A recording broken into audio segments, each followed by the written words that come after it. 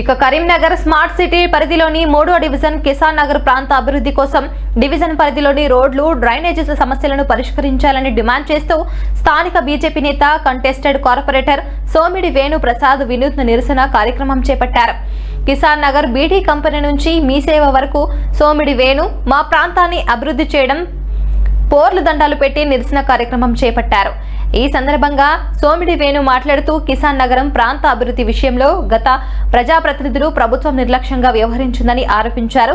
జిల్లా అధికారులకు, Karimnagar municipal corporation అధికారులకు, ప్రజాప్రతినిధులకు అనేక మార్లు ఇక్కడి ప్రాంతం అభివృద్ధి కోసం వినతి పత్రాలు సమర్పించిన సమస్యలను పరిష్కరించుకుందామని ఆలోచన చేయలేదన్నారు. ఇక్కడి ప్రాంతంలో ఎదుర్కొంటున్న ప్రధాన రోడ్లు, డ్రైనేజీల సమస్యలను ఇప్పటికైనా పరిష్కరించి డివిజన్ ప్రజలకు న్యాయం చేయాలని ఆయన కోరారు.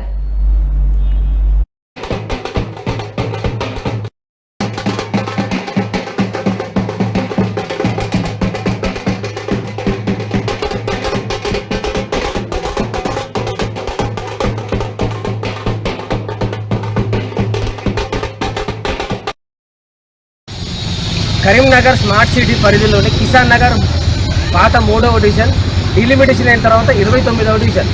పేరుకు మాత్రమే స్మార్ట్ సిటీ, అభివృద్ధిలో మాత్రం శూన్యం. గత 10 సంవత్సరాలుగా అధికారంలో టీఆర్ఎస్ పార్టీ, కార్పొరేటర్ అదే పార్టీ, మేయర్ అదే పార్టీ, మంత్రి అదే పార్టీ, ముఖ్యమంత్రి కూడా అదే పార్టీ.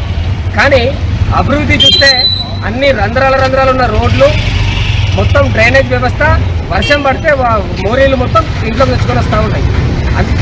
బీజేపీ పార్టీ తరఫున మేము ఈరోజు నిరసన కార్యక్రమం జరిపించినాం. పొర్లు దండాల ప్రోగ్రాం గతంలో 10-15 సార్లు జిల్లా కలెక్టర్ గారికి, అదేవిధంగా మున్సిపల్ కమిషనర్ గారికి ఎన్నిసార్లు వినతి పత్రాలు ఇచ్చినా అభివృద్ధి విషయంలో పట్టించుకోవడం లేదు.